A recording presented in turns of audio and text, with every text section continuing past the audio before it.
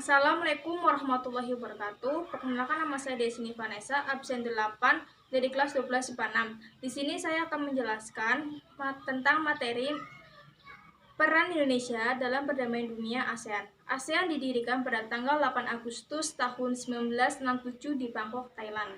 Pendiri ASEAN dipelopori oleh 5 negara, yaitu Singapura oleh S. Raja Ratman, Thailand oleh Tanat Koman, Indonesia oleh Adam Malik, Malaysia oleh Tun Abdul Razak, dan Filipina oleh Narciso Ramos.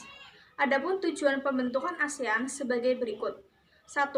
Mempercepat pertumbuhan ekonomi, sosial, dan budaya bangsa-bangsa di kawasan Asia Tenggara. 2. Meningkatkan stabilitas dalam keamanan regional serta mematuhi prinsip-prinsip Piagam PBB. 3. Meningkatkan kerjasama di bidang ekonomi, sosial, politik, administrasi, dan iptek. 4. Bekerja dalam bidang pertanian, industri, perluasan perdagangan, transportasi, dan komunikasi. 5. Memelihara kerjasama bidang regional dan internasional.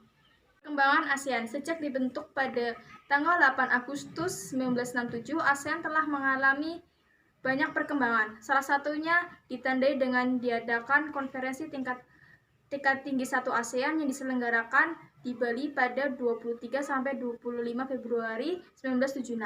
Dalam ulang tahun ke-40 ASEAN pada 2007, para kepala negara ASEAN menandatangani ASEAN Charter, yaitu Piagam ASEAN. Piagam ASEAN mulai diberlakukan pada tanggal 15 Desember 2008. Piagam ini berguna dalam memberikan kerangka kerja hukum dan kelembagaan ASEAN.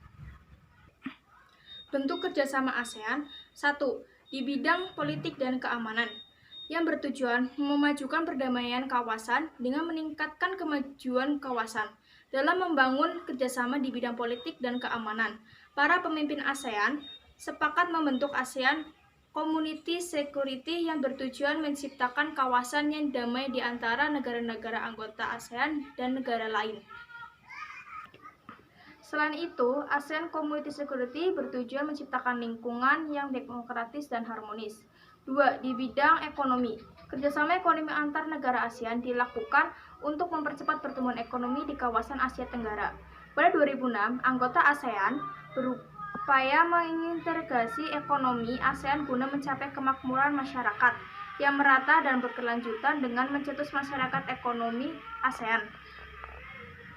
Komunitas ASEAN bertujuan memajukan negara yang lemah, bukan mengeruk keuntungan negara tersebut. 3. Di bidang sosial budaya. Dalam bidang sosial, kerjasama difokuskan pada penekanan kesejahteraan golongan berpendapatan rendah dan penduduk pedesaan melalui perluasan kesempatan kerja yang produktif dengan pembayaran yang layak.